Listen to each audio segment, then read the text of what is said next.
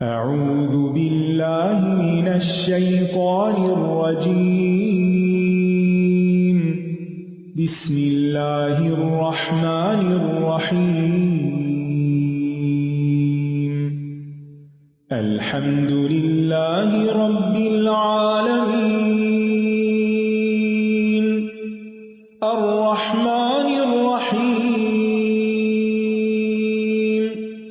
مالك يوم الدين. إياك نعبد وإياك نستعين.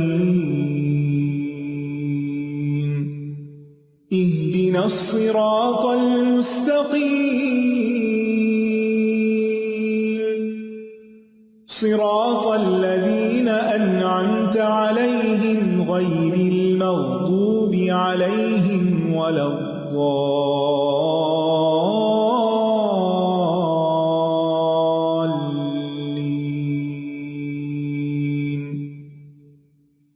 السلام علیکم ورحمۃ اللہ وبرکاتہ.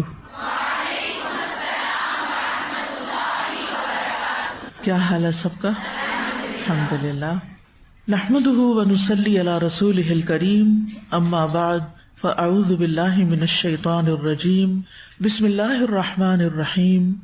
رب اشرح لی صدری ویسر لی امری واحلل عقدۃ من لسانی یفقہوا قولی. الحمد للہ الذی اختار لنا محاسن الخلق واجرى علینا طیبات الرزق وسخر لنا ما فی السماوات والارض فکل المخلوقات منقادۃ لنا بقدرتہ وصائرۃ الی طاعتنا بعزتہ.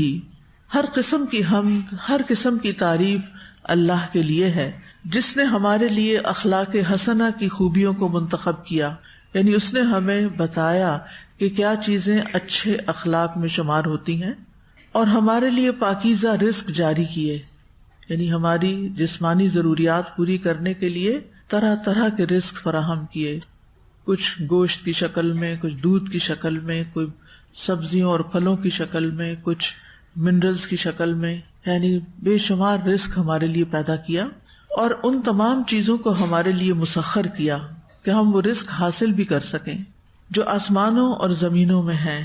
بس مخلوقات اللہ کی قدرت کے ساتھ ہمارے لیے مطیع ہے، فرما بردار ہے. اب اونٹ کتنا بڑا جانور ہوتا ہے لیکن ہم اسے ذبح کرنے پہ یا اس کا نحر کرنے پہ قادر ہوتے ہیں. گائے یا بھینس کتنی بڑی ہوتی ہے، انسان سے سائز اس کا کتنا زیادہ ہوتا ہے، لیکن انسان کے لیے اس کو مسخر کر دیا گیا ہے. اور اللہ کی عزت اور قوت کی وجہ سے وہ ہماری اطاعت بجا لاتے ہیں، یعنی اللہ نے ان کو ہمارے لیے مسخر کیا تو ہم ان سے فائدہ اٹھا رہے ہیں.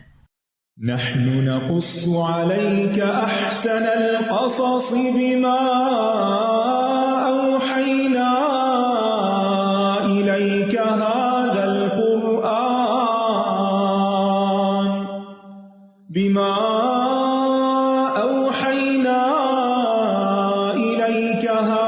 القرآن وإن كنت من قبله لمن الغافلين. حابیل اور قابیل کے قصے کے سلسلے میں ہم آیت نمبر 27 کا مطالعہ کر رہے تھے، جس میں اللہ تعالیٰ فرماتے ہیں انما یتقبل اللہ من المتقین، کہ اللہ تو صرف متقی لوگوں سے ہی قبول کرتا ہے، یعنی تقوی والوں سے ان کے نیک اعمال کو قبول کرتا ہے، اور اسی طرح جن اعمال کو کرتے ہوئے انسان کے اندر تقوی موجود ہوتا ہے وہ عمل قبول کر لیا جاتا ہے. تو ہم آج بھی اس سلسلے میں مزید کچھ باتیں پڑھیں گے. آیت نمبر 27. وَاتْلُ عَلَيْهِمْ نَبَأَ ابْنَيْ آدَمَ بِالْحَقِّ إِذْ قَرَّبَا قُرْبَانًا فَتُقُبِّلَ مِنْ أَحَدِهِمَا وَلَمْ يُتَقَبَّلْ مِنَ الْآخَرِ قَالَ لَأَقْتُلَنَّكَ قَالَ إِنَّمَا يَتَقَبَّلُ اللَّهُ مِنَ الْمُتَّقِينَ. انما یتقبل اللہ من المتقین، اللہ صرف متقی لوگوں سے ہی قبول کرتا ہے. اب سوال یہ پیدا ہوتا ہے کہ کیا متقی انسان کبھی کوئی گناہ بھی کر سکتا ہے؟ متقی انسان سے گناہ ہوتا ہے نا، ہو سکتا ہے نا؟ ہم سب انسان ہیں، ہم سب کمزور ہیں، ہم کتنی بھی کوشش کریں کہ ہم ہر وقت تقوی اختیار کریں، لیکن کہیں نہ کہیں کوئی نہ کوئی غلطی ہم سے ہوتی رہتی ہے۔ تو کیا اس کا یہ مطلب ہے کہ اگر ہم تقوی کے معیار سے نیچے اتر آئے تو ہمارا کوئی عمل قبول نہیں ہوگا؟ نہیں، ایسا نہیں۔ متقی انسان گناہ کا ارتکاب کر سکتا ہے، جیسے کہ قرآن مجید میں اللہ تعالیٰ فرماتے ہیں متقین کی کچھ صفات بیان کرنے کے بعد کہ الذین ينفقون فی السراء والضراء والکاظمین الغیظ والعافین عن الناس واللہ یحب المحسنین، اور اس سے پہلے متقین کا لفظ بھی آیا ہے۔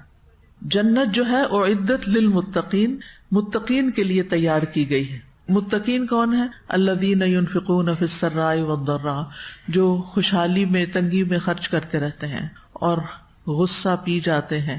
یہ بھی تقویٰ کی علامت ہوتی ہے، صبر کر جانا، غصہ پی جانا، اور لوگوں سے درگزر کر جاتے ہیں، معاف کر دیتے ہیں ان کو، اور اللہ تعالیٰ ایسے محسنین سے محبت کرتا ہے۔ اب یہاں اس آیت میں ساری بات ہو رہی ہے متقین کی، ٹھیک ہے نا؟ اسی آیت کے فوراً بعد اللہ تعالیٰ فرماتے ہیں، سورۃ آل عمران کی 135 ہے، والذین اذا فعلوا فاحشۃ او ظلموا انفسهم ذکروا اللہ فاستغفروا لذنوبهم ومن یغفر الذنوب الا اللہ ولم یصروا علی ما فعلوا وهم یعلمون۔ یہ متقین اور محسنین کون ہیں؟ جب ایسے لوگ کوئی فحش کام کر لیتے ہیں، یعنی انسان ہیں، کوئی گناہ ہو جاتا ہے ان سے، یا اپنی جانوں پہ ظلم کر لیتے ہیں، تو فوراً اللہ کو یاد کرتے ہیں، پھر اپنے گناہوں کے لیے معافی مانگتے ہیں، یعنی فوراً رجوع کرتے ہیں، توبہ استغفار کرتے ہیں۔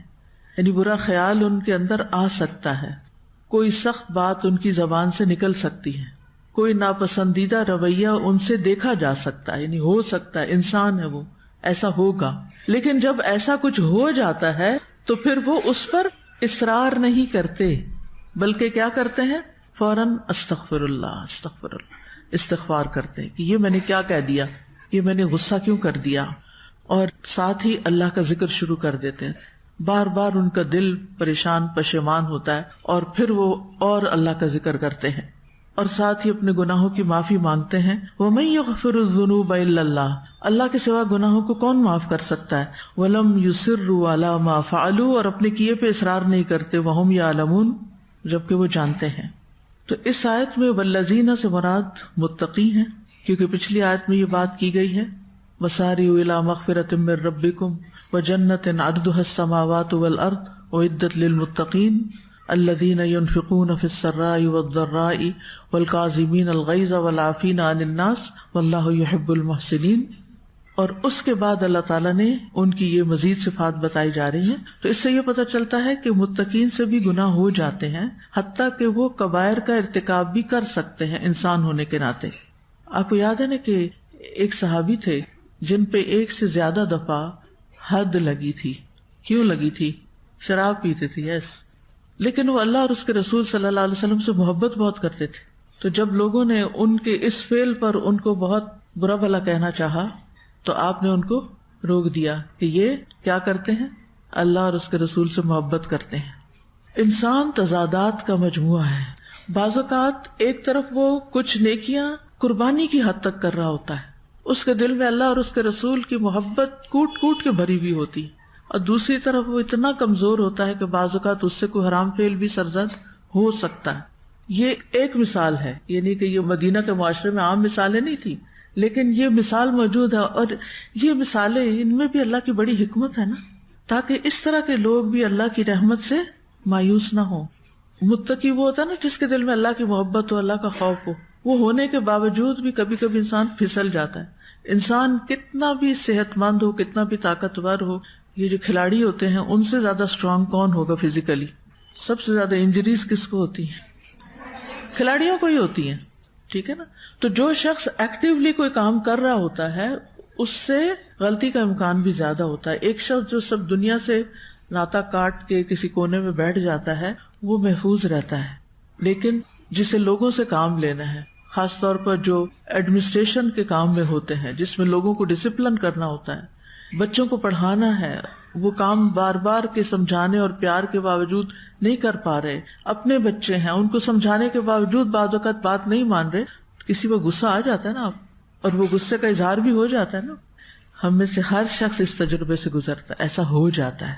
اچھا، ہونے کے بعد دو رویے ہوتے ہیں، ایک یہ کچھ لوگ ہوتے ہیں اس کو جسٹیفائی کرتے ہیں، ڈیفینسو موڈ میں آ جاتے ہیں، اور کچھ لوگ ریگریٹس کہ میں اس سچویشن کو بھی اچھی طرح ٹیکل کر لیتی تو بہتر تھا، مجھے یہ لفظ نہیں کہنا چاہیے تھا۔ وہ جو کبھی اچانک نکلا ہوا منہ سے لفظ ہوتا ہے نا جو دوسرے کو ہرٹ کر جاتا ہے، اس کے بعد متقی انسان اس سے زیادہ ہرٹ ہوتا ہے اپنے اندر کہ میں نے غلط کیا، وہ دوسرے سے بھی سوری کر لیتا ہے اور اللہ تعالیٰ سے بھی معافی مانگتا ہے، ذکر اللہ، فوراً اللہ کو یاد کرتے۔ یہ پہچان ہے، یہ تقویٰ کی علامت ہے۔ غلطی نہ ہونا تقویٰ کی علامت نہیں، غلطی ہونا ہیومن ہے، انسان کی سرشت میں ہے، لیکن غلطی کے بعد کا رویہ بتاتا ہے کہ آپ متقی ہیں یا نہیں ہیں۔ جو متقی ہوگا وہ کیا کرے گا؟ فوراً پلٹے گا، توبہ کرے گا، اللہ کو یاد کرے گا، معافی مانگے گا، لوگوں سے سوری کرے گا، اور پھر اس کے اندر وہ ریگریٹس ہوں گی کہ اگر وہ 99 قتل بھی کر چکا ہوگا نا تو اس کے اندر پلٹنے کی جو تڑپ ہے کہ میں اس گناہ سے نکل آؤں تو وہ اس کی معافی کا ذریعہ بن سکتی ہے۔ اس کا یہ مطلب نہیں کہ انسان جان بوجھ کے کرنا شروع کر دے غلط کام کے، معافی تو وہ جانی کہ نماز پڑھے اور ساتھ چوری بھی کر لے، نہیں، متقی جان بوجھ کے چوری نہیں کرے گا، جان بوجھ کے غلط کام نہیں کرے گا۔ قدم کی پھسلن اور نفس کی پھسلن کہیں نہ کہیں ہو سکتی ہے، لیکن وہ اس پر اصرار نہیں کرتے، ریپیٹڈلی نہیں کرتے، بار بار وہ کام نہیں کرتے۔ یعنی اگر ان سے کہیں کسی قسم کی کوئی کمی بیشی، کوئی خیانت انسان ہونے کے ناطے ہو گئی تو وہ اس پہ سخت شرمندہ ہوتے ہیں، وہ اللہ کے آگے روتے ہیں، معافیاں مانگتے ہیں، نیکیاں کرتے چلے جاتے ہیں، کیونکہ جو گناہگار انسان ہوتا ہے نا وہ جب توبہ کرتا ہے نا وہ زیادہ روتا ہے بنسبت ایک پائس پرسن کے، کہ جس کو اپنی نیکی کا زوم ہوتا ہے کہ میں بہت نیک ہوں، میں تو کبھی گناہ نہیں کیا، اور اپنے گناہ کو اکنالج بھی نہیں کرتا، معافی بھی نہیں مانگتا۔ وہ مانگتا بھی ہے تو بس ربنا، کیونکہ دعائیں بہت سی رٹی ہوئی ہیں، ربنا ظلمنا انفسنا وان لم تغفر لنا، بس جلدی جلدی جلدی پڑ جاتا ہے۔ لیکن جس شخص کے دل میں یہ بات ہوتی ہے نا کہ میں کوتاہ ہوں، میرے اندر غلطیاں ہیں، میں ابھی اگلے درجے پہ نہیں جا سکا، ابھی تک تو میں رینگ رہا ہوں، میں نے چلنا نہیں سیکھا، مجھے تو ابھی دوڑنا ہے اللہ کے راستے میں، سیلف ٹاک اس کی ہوتی رہتی ہے۔ اور وہ ان لوگوں کو دیکھ کے ان بھی کرتا ہے جو اللہ کے راستے میں دوڑ رہے ہوتے ہیں، جو عبادت میں بھاگ رہے ہوتے ہیں، جو مسجد کی صف اول میں کھڑے ہوتے ہیں، جو وقت سے پہلے اپنے کام پہ پہنچ جاتے ہیں۔ تو دو طرح کے مسلمان ہوتے ہیں، ایک ٹریڈیشنل وے میں جو بچپن سے نماز روزہ سارے ریچولز پورے کر رہے ہوتے ہیں، دینی گھرانے میں پیدا ہوتے ہیں، دینی تربیت ان کی ہوتی ہے، اور ان کی زندگی میں جان بوجھ کے کی ہوئی غلطیاں کم سے کم ہوتی ہیں۔ وہاں ایک احساس ڈیولپ ہونا شروع ہو جاتا ہے کہ ہم دوسروں کے مقابلے میں اچھے ہیں، یہ سارا معاشرہ بگڑا ہوا ہے، ہم نیک ہیں، یہ وہ کہیں یا نہ بیک آف دا مائنڈ کہیں رہ جاتا ہے۔ لہٰذا وہ ہر ایک پہ تنقید شروع کر دیتے ہیں، کسی مجلس میں بیٹھے فلاں ایسا فلاں ایسا فلاں ایسا، جس سے اللہ بچائے۔ اور دوسرے وہ لوگ ہوتے ہیں کہ اس طرح انہیں ماحول نہیں ملا ہوتا، انہیں دینی تعلیم کا موقع نہیں ملا ہوتا، ان کو کوئی مربی نہیں ملا ہوتا، ان کو کوئی ایسی جگہ، کوئی ایسی چیز نہیں ملی ہوتی کہ جس کی وجہ سے وہ پہلے لوگوں کی طرح دین پر قائم ہوتے یا دین کا اظہار کرتے اپنے لباس سے یا اپنے رویے سے۔ لیکن ان کے اندر ایک شدید احساس ہوتا ہے اس بات کا کہ ہم کوتاہ ہیں، ہمارے اندر کمی ہے۔ وہ ایک خام زمین کی طرح ہوتا ہے نا کہ جس کے اوپر بارش کے چھینٹے بھی پڑتے ہیں تو اس سے کیا آنے لگتا ہے؟ زمین سے کیا اٹھتا ہے؟ خوشبو، ایک خوشبو اٹھتی ہے نا، مٹی کے اوپر جب چند قطرے پڑتے ہیں تو زمین کی اپنی ایک خوشبو ہوتی ہے۔ تو ایسی زمین جو زرخیز قسم کی ہوتی ہے اس کی خوشبو اور ہی اچھی ہوتی ہے۔ سیمنٹ کے صحن میں وہ خوشبو نہیں آپ کو ملے گی جو کچی زمین پہ ملے گی، وہ را ہوتے ہیں نا دین کے معاملے میں۔ پھر جتنی بھی ان پہ بارش پڑتی ہے اتنا ہی سبزہ بھی نکل آتا ہے، ایک ایک چیز کو وہ لگ کے دھیان سے، توجہ سے، محنت سے، اس احساس کے ساتھ کیے چلے جاتے ہیں کہ میں دوسروں سے پیچھے ہوں، اور ایک دن آتا ہے کہ وہ آگے بھی بڑھ جاتے ہیں۔ اور کچھ ایسے ہوتے ہیں جن کے اندر ایک نفرت ہوتی ہے دیندار طبقے سے، اور وہ ان سے دور دور رہتے ہیں، وہ آنا نہیں چاہتے اس طرف، ان کا معاملہ بالکل الگ ہے۔ تو اس لیے جو شخص اللہ سے ڈرتا رہتا ہے نا اس کو معافی مل جاتی ہے. اور تقویٰ نام ہی اللہ سے ڈرنے کا ہے. ٹھیک ہے نا. تو کل کی اور اس سے پہلے کی جو ہماری گفتگو تھی تقویٰ کے حوالے سے، اس سے ایک تاثر یہ ابھرنے لگ گیا تھا کہ شاید اگر کوئی شخص متقی ہے اور اس سے کوئی گناہ ہوتا ہے تو وہ متقی نہیں رہے گا اور پھر اس کا عمل بھی قبول نہیں ہوگا. نہیں، اگر متقی ہے یا تھا، کیونکہ تو اللہ کو پتا نا آپ میں سے کون کون متقین ہیں. کیا میں یا آپ میں سے کوئی کسی کے بارے میں بتا سکتا ہے؟ کوئی بھی نہیں بتا سکتا، کیونکہ تقویٰ کہاں ہے؟ دل میں. اور جو کچھ دل میں ہے وہ ہم سے چھپا ہوا ہے. ہم نہیں فیصلہ کر سکتے کہ کس کے اندر تقویٰ ہے اور کس کے اندر نفاق ہے، کیونکہ تقویٰ کا اپوزٹ نفاق ہے. ایسے ایمان کا کفر ہے نا، تو تقویٰ کا نفاق ہے. اور نفاق بھی دل میں ہوتا ہے کہ دل میں یا تو ایمان ہوتا ہی نہیں، یا یہ کہ دل میں کسی چیز کی پرواہ نہیں ہوتی، نہ گناہ کا احساس ہوتا ہے اور نہ ہی کسی ظلم اور زیادتی کا، اور ہر چیز میں سستی اور چیزوں کو بس لائٹلی لینا، بڑے بڑے کبیرہ گناہوں کو معمولی سمجھنا، جھوٹ کو معمولی سمجھنا اور خیانت کو معمولی سمجھنا، وعدہ خلافی کوئی میٹر ہی نہیں کرتی. تو یہ ساری علامتیں کس کی ہیں؟ نفاق کی. اور یہ کیوں ہوتی ہیں؟ جب انسان کانشیس نہیں ہوتا، تقویٰ نہیں ہوتا اس کے اندر، وہ کیئر نہیں کرتا. جو مومن اور متقی انسان ہوتا ہے وہ کیئر کرتا ہے، لیکن اس کے باوجود اس سے غلطی ہوتی ہے، جان بوجھ کے نہیں، وہ بس ہو جاتی. آپ اگر اپنی آج کل روزے ہیں نا، تو آپ ماشاءاللہ سب اپنے گفتگو پر نظر رکھے ہوئے ہوں گے. ہے ایسا یا نہیں؟ کوئی نہیں؟ اگر نہیں تو رکھے. اور کل میں نے بات کی تھی کہ تقویٰ کے لیے ضروری ہے فضول اور زائد چیزوں کو چھوڑنا، ڈیجیٹل فاسٹنگ. تو امید ہے کہ آپ اپنے اس وقت کو جو ادھر ادھر کی باتیں پڑھنے دیکھنے میں گزرتا ہے، اس کو بھی فوکسڈ ہو کر اپنی اس رمضان کی عبادت میں گزاریں. تو رمضان کا مقصد بھی یہی ہے کہ آپ کے اندر تقویٰ پیدا ہو، آپ ان چیزوں سے بچیں جو اللہ کو پسند ہے. لیکن اس کے باوجود بھی آپ نے دیکھا ہوگا، کیونکہ میں خود اپنے آپ کو انالائز کر رہی ہوں، محاسبہ کرتی رہتی ہوں، کہ لوگوں کے پاس بیٹھ کے یا لوگوں کی بات سنتے ہوئے، چاہے وہ کوئی جانون ہو یا جیسے بھی ہو، کوئی نہ کوئی منہ سے ایسی بات نکل جاتی ہے جو غیر ضروری ہوتی ہے، اسے کرنے کی ضرورت نہیں ہوتی لیکن ہو جاتی. کچھ لوگ جب نماز پڑھ لیتے ہیں نا تراویح، تو بڑے فریش ہو جاتے ہیں، پھر اس کے بعد ان کا کیا دل چاہتا ہے؟ ہاں، باتیں.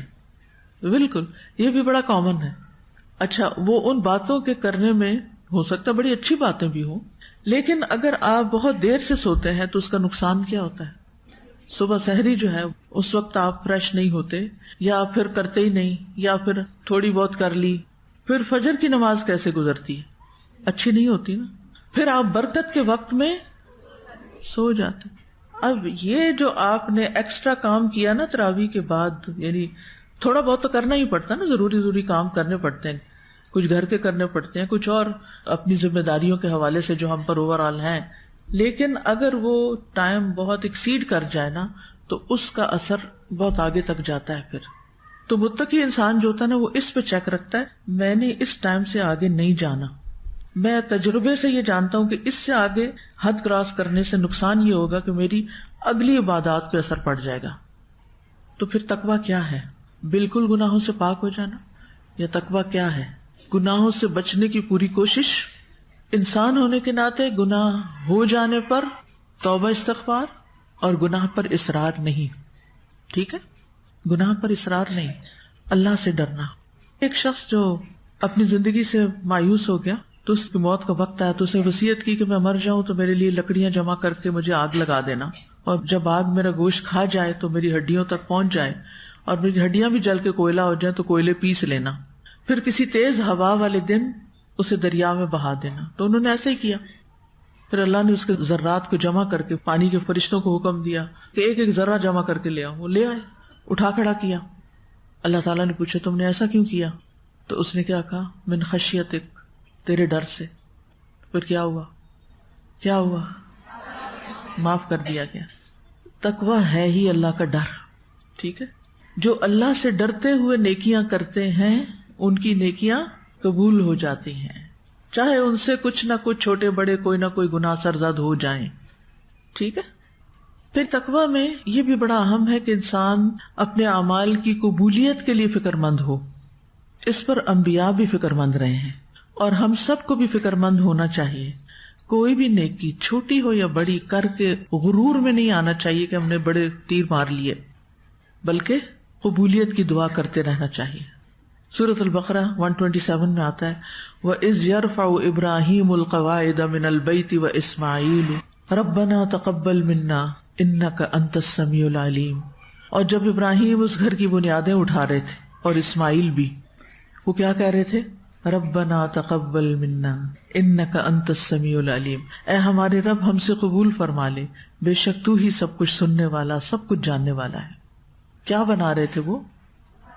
اللہ کا گھر، جس کی ایک جھلک دیکھنے کو ہم ترستے ہیں، جس کی زیارت کا ہم میں سے ہر ایک کو بے پناہ شوق ہے، صرف شوق نہیں، شدید شوق ہے، جس کو دیکھ کر ہمارے دل پسیج جاتے ہیں، جس کو دیکھ کے ہماری آنکھیں آنسو بہاتی ہیں، اس گھر سے ہمیں اتنی محبت ہے۔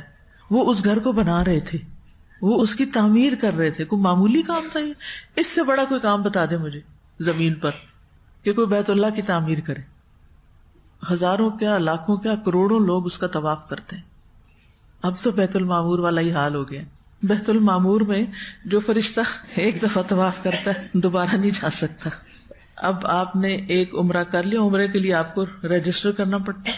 ایک عمرہ آپ نے کر لیا، آپ کی ایپ دیکھیں گے، پھر آپ کو اندر جانے دیں گے۔ پہلے مرد حضرات کیا کرتے تھے؟ احرام پہن کے اندر چلے جاتے تھے، یہ شو کر دیتے ہم عمرہ کرنے آ رہے ہیں، اور طواف کر کے آ جاتے تھے، جو کہ چیٹنگ بھی تھی کائنڈ آف۔ تو اب کیا ہے؟ اب آپ دکھا کے جائیں کہ واقعی آپ کا عمرہ بکڈ ہے۔ تو جو ایک دفعہ چلا جاتا ہے نا، اور اوپر کی منزلوں پہ کرتے رہے آپ طواف، مگر وہ اوپر تو اوپر ہے نا، جو قریب جا کے ٹچ کرنا، ہاتھ لگانا حجر اسود کو، چومنا، وہ بات تو کچھ اور ہی ہے۔ یعنی اتنی تعداد ہو گئی ہے شائقین کی، عاشقین کی۔ تو اس گھر کو وہ بنا رہے تھے، اور جب بن گیا تو کیا کہا؟ ربنا تقبل منا، اللہ ہم سے قبول کر لے۔ سبحان اللہ، یعنی اتنا عظیم کام کر کے اتنی عاجزی کہ اللہ تو قبول کر لے۔ یہی تقویٰ ہے، یہی اللہ کی محبت ہے، یہی اللہ کا ڈر ہے۔ رسول اللہ صلی اللہ علیہ وسلم جب روزہ افطار کرتے تھے تو کیا دعا پڑھتے تھے؟ ذرا پڑھے سب۔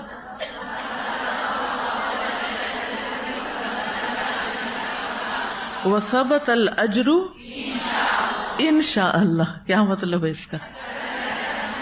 اجر ثابت ہو گیا اگر اللہ نے چاہا، اگر اللہ نے چاہا۔ سبحان اللہ۔ آپ دیکھیے، سارا دن روزہ رکھا ہے، بھوک کاٹی ہے، پیاس کاٹی ہے، کئی قربانیاں کی ہیں، لیکن جب روزہ کھولا ہے تو بھی اللہ سے ڈر رہے ہیں کہ اجر تو جب ہی ملے گا جب اللہ چاہے گا۔ کبھی غور کیا ہم نے؟ یہ ہوتا ہے تقویٰ، یہ ہوتا ہے تقویٰ، اور یہی تقویٰ ہمیں پیدا کرنا ہے اس رمضان میں روزوں کے ذریعے۔ پھر مومن نیک عمل کرنے کے بعد ہمیشہ عدم قبولیت سے ڈرتا ہے۔ والذین یؤتون ما آتوا وقلوبهم وجلۃ انہم الی ربہم راجعون، سورۃ المؤمنون 60۔ اور جو دیتے ہیں، جو کچھ دیتے ہیں، یعنی اللہ کے راستے میں، اور ان کے دل اس سے ڈرتے ہیں کہ وہ اپنے رب کی طرف لوٹنے والے ہیں۔ یعنی اپنا سارا مال بھی خرچ کر کے، غزوہ تبوک تھی نا، تو حضرت ابوبکر نے کیا کیا تھا؟ سبھی کچھ لے آئے تھے۔ حضرت عمر آدھا سامان لے آئے تھے۔ حضرت عثمان اتنا کچھ لائے تھے کہ ان کو جنت کی بشارت دی گئی، اور کہا آج کے بعد عثمان جو کچھ بھی کرے اس پہ کوئی مواخذہ نہیں۔ یعنی ایک طرح سے ان کو کھلی چھٹی مل گئی کہ اب جو بھی کرے۔ لیکن کیا انہوں نے ایسا ہی کیا؟ نہیں کیا۔ حتیٰ کہ آگے آپ جو آیت آ رہی اس میں دیکھیں گے کہ جب باغیوں نے ان کے گھر پہ حملہ کیا تو انہوں نے مدافعت نہیں کی۔ وہ حکم دیتے تو فوجیں ان سب کا کلا کما کرتی، اور کتنا قتل و غارت ہوتا ان کے دفاع کی خاطر۔ انہوں نے اپنی جان دینی پسند کر لی، لیکن باغیوں کو نہیں مروایا۔ تو ایسا بھی ہوتا ہے۔ یہ اللہ سے ڈرنے والے لوگ تھے، اور یہی تقویٰ ہوتا ہے۔ تو ہم میں سے ہر ایک کو اللہ کی خاطر کچھ بھی دیتے ہوئے یہ سوچنا چاہیے کہ اللہ تعالیٰ اس کو قبول کر لے۔ یہ نہیں سوچنا چاہیے کہ ہم تو بہت کچھ کر گئے۔ وہب ہمدانی سے مروی ہے کہ نبی صلی اللہ علیہ وسلم کی زوجہ حضرت عائشہ فرماتی ہیں کہ میں نے رسول اللہ صلی اللہ علیہ وسلم سے اس آیت کے متعلق پوچھا، والذین یؤتون ما آتوا وقلوبهم وجلہ، اور جو دیتے ہیں، جو کچھ دیتے ہیں، اور ان کے دل اس سے ڈرتے ہیں، یعنی اللہ سے ڈرتے ہیں۔ تو حضرت عائشہ نے عرض کیا، کیا یہ وہ لوگ ہیں جو شراب پیتے ہیں، چوری کرتے ہیں، تو اس لیے ڈرتے ہیں؟ آپ نے فرمایا، اے صدیق کی بیٹی، نہیں، بلکہ اس سے مراد وہ لوگ ہیں، سن لیجئے، اس سے مراد وہ لوگ ہیں جو روزے رکھتے ہیں، نماز پڑھتے ہیں، صدقہ دیتے ہیں، لیکن اس بات سے ڈرتے ہیں کہ کہیں ایسا نہ ہو کہ ان سے قبول نہ کیا جائے۔ یہ سارے نیک کام کرتے ہیں لیکن ڈرتے ہیں کہ ان سے کہیں قبول نہ ہو۔ یہی لوگ ہیں جو نیکیوں میں جلدی کرتے ہیں۔ اولئک یسارعون فی الخیرات وہم لہا سابقون، یہی لوگ نیکیوں میں جلدی کرتے ہیں اور یہ سبقت لے جانے والے ہیں، یہ پورے پڑ جائیں گے، یہ آگے نکل جائیں گے۔ تو سابقون السابقون کی یہی علامت ہوتی ہے کہ سب کچھ کر کے بھی سمجھتے ہیں ابھی کچھ نہیں کیا۔ حق تو یہ کہ حق ادا نہ ہوا، کوئی غرور نہیں، کوئی سیلف پارٹی کا خیال نہیں کہ ہم بڑے نیک لوگ ہیں، ہم بڑے متقی پرہیزگار ہیں۔ تو مومن اچھے عمل اور خشیت کو جمع کرتا ہے، عمل پلس خشیت، خالی عمل نہیں، صرف عمل نہیں۔ حسن رضی اللہ عنہ کہتے ہیں اللہ کی قسم صحابہ نے نیکی کے کاموں پر عمل کیا اور انہوں نے جد و جہد کی، واجتہدوا فیہا، بڑی محنت کی، اور وہ ڈرتے تھے کہ کہیں یہ اعمال رد نہ کر دیے جائیں۔ مومن اچھے عمل اور خشیت کو جمع کر لیتا ہے، یعنی عمل بھی کرتا ہے اور ڈرتا بھی ہے۔ اور منافق برے عمل اور بے خوفی کو جمع کرتا ہے، یہ دونوں کا فرق ہے، لکھ لیجئے اپنے پاس۔ مومن عمل کرتا ہے ایکول ٹو عمل پلس خشیت، اور منافق برا عمل پلس بے خوفی، گناہوں پہ گناہ کرتے چلے جا رہے ہیں اور دل میں ذرا بھی ڈر نہیں، کیونکہ آخرت پر ایمان جو نہیں، جب آخرت پر ایمان نہیں ہوتا تو پھر انسان کس بات سے ڈرے؟ جب اس نے اپنے دل و دماغ کو اس طرح ٹرین کر لیا ہے کہ کوئی حساب نہیں، کوئی موت کے بعد اٹھنا نہیں، ان ہی الا حیاتنا الدنیا نموت و نحیا وما نحن بمبعوثین، کسی نے نہیں اٹھانا، کچھ نہیں ہونا، جو دلا کرو اس زندگی میں۔ پھر ایسے لوگوں کو نہ گناہوں سے ڈر لگتا نہ ہی وہ توبہ کرتے ہیں۔ تو جس بندے کے اندر اللہ کا جتنا تقویٰ ہوتا ہے وہ اتنا ہی زیادہ اپنے اعمال کے بارے میں ڈرتا ہے، یعنی جتنا جتنا بندہ اللہ کا تقویٰ اختیار کرتا جاتا ہے اس کی خشیت اور خوف بڑھتا جاتا ہے کہ کہیں اس کا عمل مردود نہ ہو جائے۔ سورۃ المؤمنون میں آتا ہے ان الذین هم من خشیۃ ربهم مشفقون والذین هم بآیات ربهم یؤمنون والذین هم بربهم لا یشرکون والذین یؤتون ما آتوا وقلوبهم وجلة انہم الی ربهم راجعون اولئک یسارعون فی الخیرات وہم لہا سابقون۔ بے شک وہ لوگ جو اپنے رب کے خوف سے ڈرنے والے ہیں، اور وہ جو اپنے رب کی آیات پر ایمان رکھتے ہیں، اور وہ جو اپنے رب کے ساتھ کسی کو شریک نہیں کرتے، اور یہ کہ انہوں نے جو کچھ دیا اس حال میں دیتے ہیں کہ وہ دل میں ڈرنے والے ہوتے ہیں کہ یقیناً وہ اپنے رب ہی کی طرف لوٹنے والے ہیں۔ یہ لوگ ہیں جو نیک کاموں میں جلدی کرتے ہیں اور یہی ان کی طرف آگے نکلنے والے ہیں۔ اور اس میں آپ دیکھیے کہ سارے اعمال کے علاوہ خاص طور پر کس چیز کی بات کی گئی ہے؟ دینے کی، صدقے کی، اللہ کے راستے میں قربانی کرنے کی، چاہے وقت دینا ہو، چاہے مال دینا ہو، چاہے چیز دینی ہو، چاہے اپنی صلاحیتیں خرچ کرنی ہو، اپنی ایکسپرٹیز دینی ہو، اپنے ایکسپیرینسز شیئر کرنے ہو، کسی کو کوئی اچھا مشورہ دینا ہو، کسی کے سوال کا جواب دینا ہو، یعنی دینا۔ مما رزقناہم ينفقون، دیتے جاتے ہیں، دیتے بھی جاتے ہیں اور ڈرتے بھی جاتے ہیں، دے کے ڈینگے نہیں مارتے، شو آف نہیں کرتے، احسان نہیں جتاتے، ریاکاری نہیں کرتے، بلکہ ڈرتے ہیں کہ قبول ہو جائے، کسی کو پتہ نہ چلے اور قبول ہو جائے، اللہ کے ہاں قبول ہو جائے۔ سلف صالحین اس آیت کی وجہ سے خوف زدہ رہتے تھے۔ حافظ ابن رجب کہتے ہیں کہ اس آیت کی وجہ سے سلف صالحین اپنے بارے میں زیادہ خوف میں مبتلا ہو جاتے تھے، تو وہ اس بات کا خوف رکھتے تھے کہ کیا وہ ان متقین میں سے نہیں ہے جن کا عمل قبول کیا جا رہا ہے، کہ کیا ہم باقی ان لوگوں میں سے ہیں۔ یعنی اب آپ نے دیکھ لیا نا، ایک طرف وہ ہے کہ اللہ سبحانہ و تعالیٰ خشیت کی وجہ سے عمل قبول کرتا ہے، دوسری طرف خشیت رکھنے والے یہ ڈرتے ہیں کہ کیا قبول ہو رہا ہے یا نہیں ہو رہا۔ عامر بن عبداللہ کہتے ہیں قرآن کا ایک حرف ایسا ہے جو مجھے مل جائے تو یہ مجھے تمام دنیا سے زیادہ محبوب ہے۔ ان سے پوچھا گیا اے ابو عمر وہ کون سا ہے؟ انہوں نے کہا کہ اللہ مجھے متقیوں میں سے بنا دے، کیونکہ اللہ کا فرمان ہے انما یتقبل اللہ من المتقین۔ حرف سے مراد یعنی بات ہے یہاں۔ ابو درداء رضی اللہ عنہ کہتے ہیں اگر مجھے یقین ہو جائے کہ اللہ نے میری ایک نماز قبول کر لی ہے تو یہ مجھے دنیا اور جو کچھ دنیا میں ہے ان سب سے زیادہ عزیز ہے، کیونکہ اللہ کا فرمان ہے انما یتقبل اللہ من المتقین۔ تو ہمیں کثرت اعمال سے زیادہ قبولیت اعمال کی فکر کرنی چاہیے۔ اس کا مطلب نہیں کہ زیادہ کام نہیں کرنے چاہیے، لیکن جو بھی کرے کوالٹی کا ہو۔ کوانٹٹی سے زیادہ کیا میٹر کرتا ہے؟ کوالٹی۔ ابن عون کہتے ہیں کثرت عمل پر اعتماد نہ کریں، کیونکہ آپ نہیں جانتے کہ آپ کا یہ عمل قبول کیا جائے گا یا نہیں، اور اپنے گناہوں سے بے خوف نہ ہو، کیونکہ آپ کو نہیں معلوم کہ یہ گناہ مٹا دیے گئے ہیں یا نہیں۔ اپنے گناہوں سے بے خوف نہ ہو۔ دیکھیں ہم سب کی زندگیاں دین میں آنے سے پہلے ایسی گزری ہیں نا کہ ہم سے اپنے والدین کے حق میں، اپنے دوستوں کے حق میں اور معاشرے کے تقاضوں کے تحت کئی غلطیاں ہوئی ہیں، اور جب ہم قرآن پڑھتے ہیں تو ہمیں نظر آتا ہے کہ I was wrong، میری غلطی ہے، یہ میں نے ٹھیک نہیں کیا ہوا۔ کچھ ایسی چیزیں کبھی یاد آئیں قرآن پڑھتے ہوئے؟ کبھی اپنا پاسٹ یاد آیا؟ کس کس کو یاد آتا ہے؟ ہم سب کو آتا ہے الحمدللہ، اور ہم سب کو آنا بھی چاہیے کہ پاسٹ میں ہم کیا کچھ کرتے رہے ہیں۔ پھر اس پہ کیا کرتے ہیں آپ؟ استغفار صرف، یا روتے بھی ہیں؟ رونا آتا ہے؟ سب کو آتا ہے؟ نہیں آیا تو روئیں، اپنے آپ کو رلانے کی کوشش کریں، یعنی اپنے آپ کو احساس دلائیں حتیٰ کہ آپ کی آنکھیں بہہ نکلیں، شدید ندامت ہو کہ اللہ میں نے اپنی جان پہ ظلم کیا۔ اچھا ندامت بھی کر لی، توبہ بھی کر لی، پھر کچھ دن گزرے، پھر کیا ہوا؟ پھر خیال آ گیا، پھر کسی کو کرتے ہوئے دیکھا تو اپنا پاسٹ یاد آ گیا، پھر ندامت۔ لیکن اس کا یہ مطلب نہیں کہ انسان اس کی وجہ سے مایوس ہو، مایوسی کی طرف قطعاً نہیں جانا۔ اللہ تعالیٰ غفور الرحیم ہے، لیکن وہ کیا چاہتا ہے کہ ہمارے اندر بھی کوئی طلب ہو نا، کوئی ریگریٹ ہو۔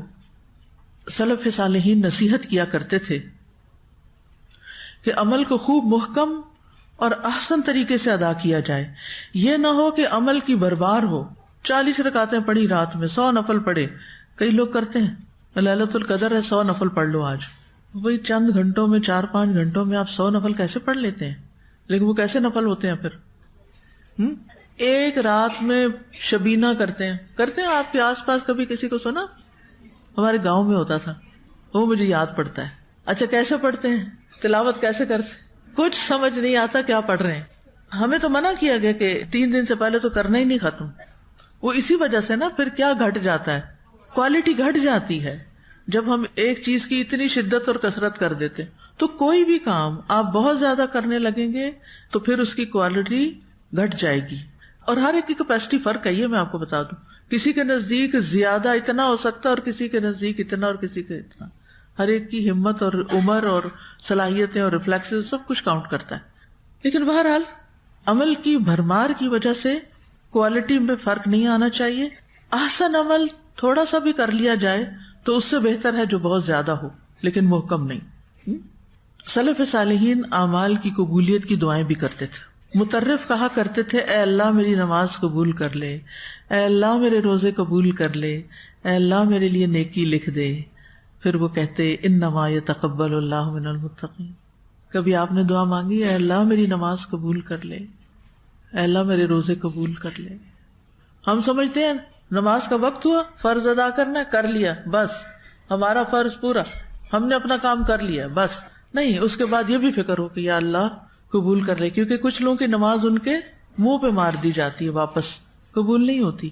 تو ہمیں نہیں پتا ہماری نماز کس کیٹیگری میں گئی۔ ہمارے سارے اعمال ہم سے چھپے ہوئے ہیں، یعنی ہم کر چھوڑتے ہیں، اس کے بعد وہ کدھر گئے؟ اللہ تعالیٰ ان کو سجین میں ڈالنے والا ہے یا علیین میں، یہ ہمیں نہیں پتا۔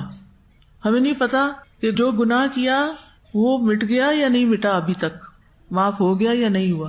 اس لیے نیکیاں کرتے جائیں اور گناہ چھوڑتے جائیں، معافیاں مانگتے جائیں۔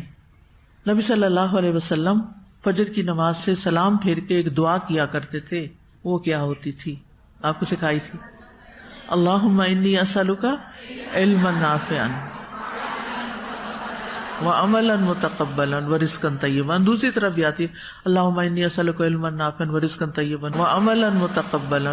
بات ایک ہی ہے، اے اللہ میں آپ سے علم نافع، پاکیزہ روزی اور مقبول عمل کا سوال کرتا ہوں۔ یعنی میں نے علم تو حاصل کر لیا، اللہ آپ نے مجھے علم دے دیا، میں آپ سے سوال کرتا ہوں اور بھی دے جو مجھے فائدہ دے، اور پھر اس کے بعد جو میں عمل کروں اس علم پر وہ عمل قبول بھی ہو جائے، اور مجھے رزق طیب عطا کر، یعنی حلال پاک روزی. کیونکہ بعض اوقات انسان روزی کمانے کے لیے اپنے بہت سے اعمال سے غافل ہو جاتا ہے یا کر نہیں پاتا.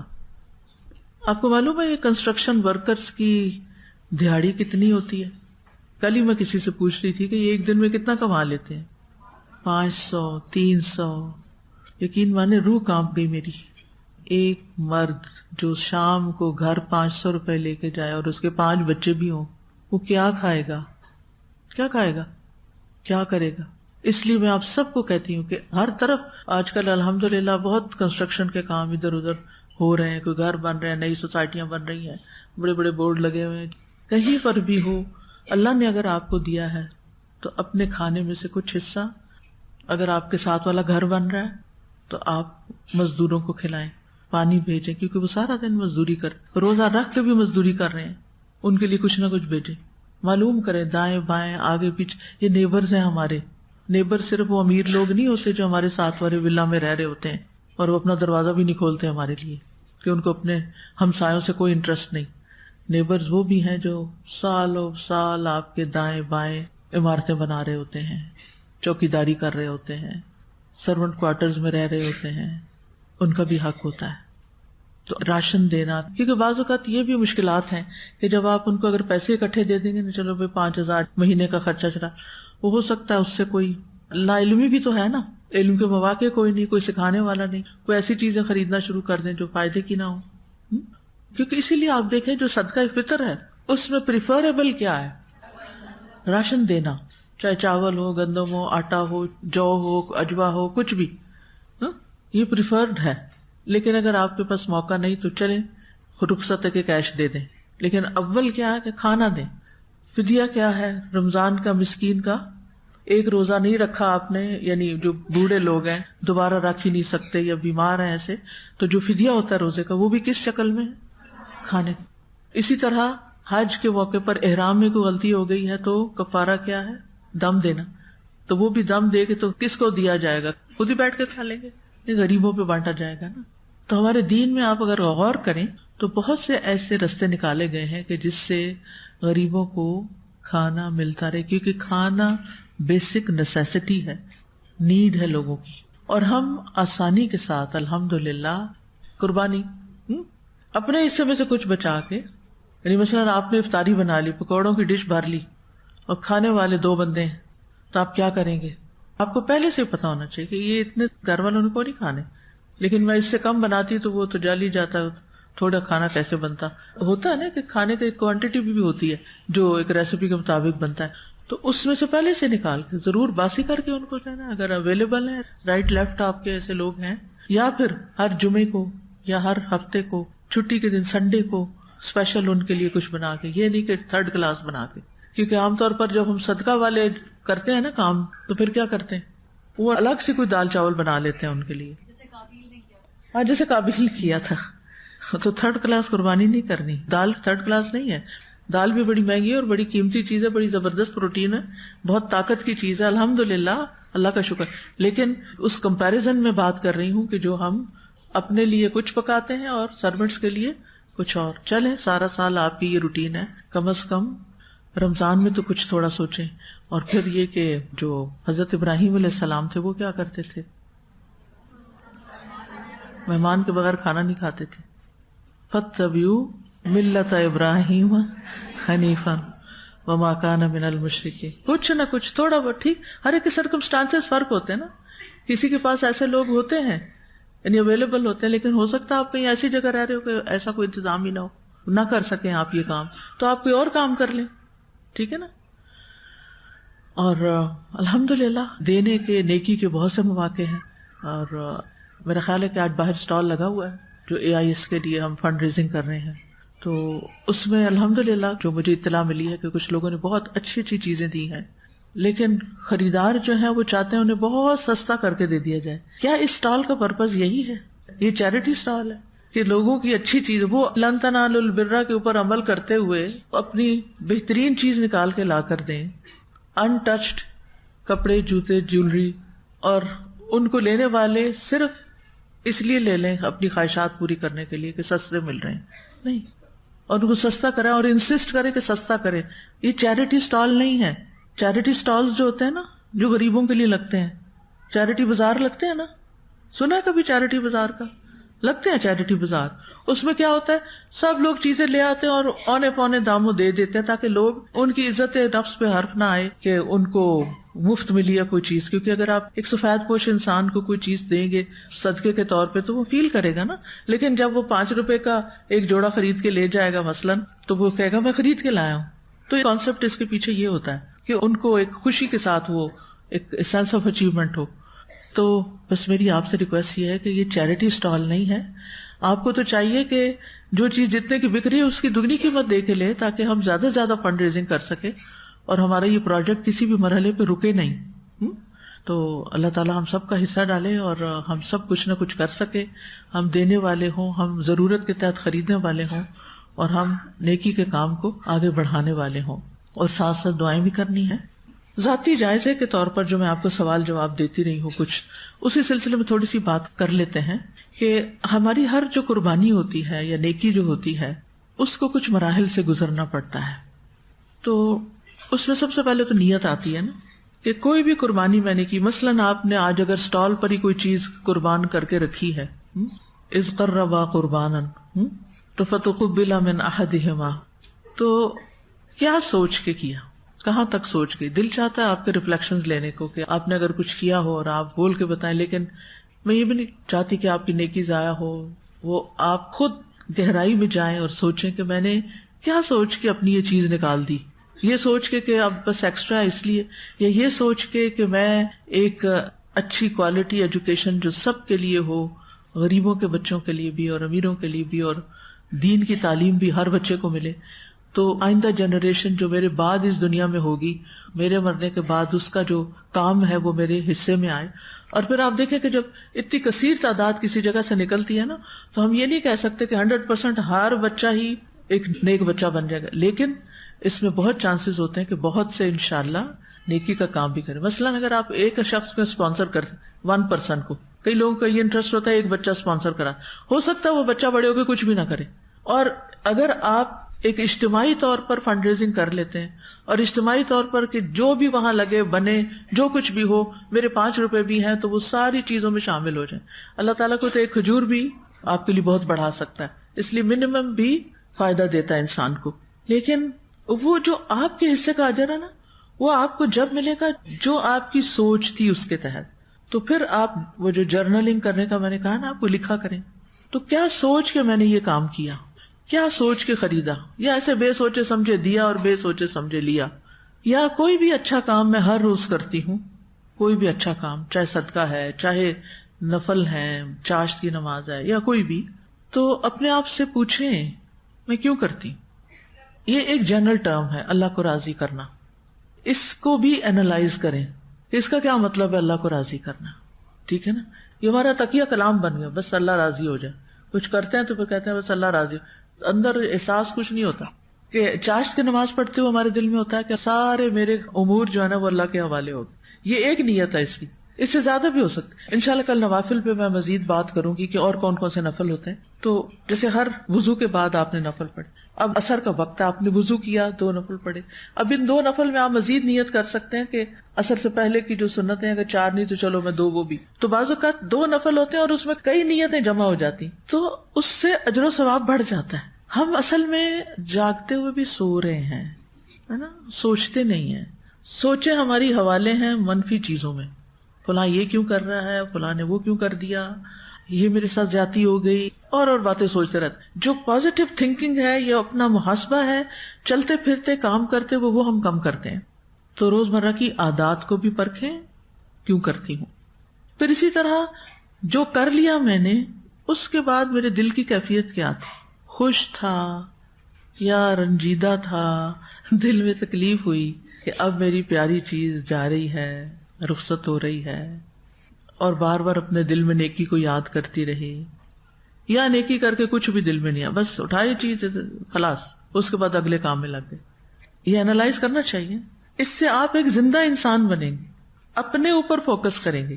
جو اپنے اوپر فوکس کرتا رہتا ہے نا، وہ ایک تو پھر اپنی غلطیوں کو بھی پہچان جاتا ہے اور پھر ان کانٹوں کو نکالتا رہتا ہے اپنے اندر سے اور نیکیوں کے منصوبے بناتا رہتا ہے. تو نیکی کرنے کے بعد یا ایثار کرنے کے بعد یا قربانی کرنے کے بعد اپنے دل کا بھی جائزہ لینا ہے. اور پھر یہ کہ اس سے پہلے کتنی دیر سوچا اور بعد میں کتنی دیر وہی بات میرے ذہن میں رہی. بعض اوقات ایسا ہوتا ہے نا، دو لوگ کھڑے ہوتے ہیں، ایک بندہ آ کے سوال کرتا ہے وہ اے سے اور جواب دے دیتا ہے بی جو آپ ہوتے ہیں، اور اسپونٹینیسلی اس کے بعد آپ کے دل کی کیفیت کیا ہوتی؟ میں اس سے جیت گئی، میرا جواب بہت اچھا تھا، آج تو میں نے کمال کر دیا.